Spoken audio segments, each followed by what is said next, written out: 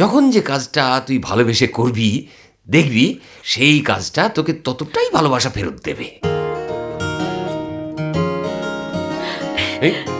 ওকে, চললি কোথায়?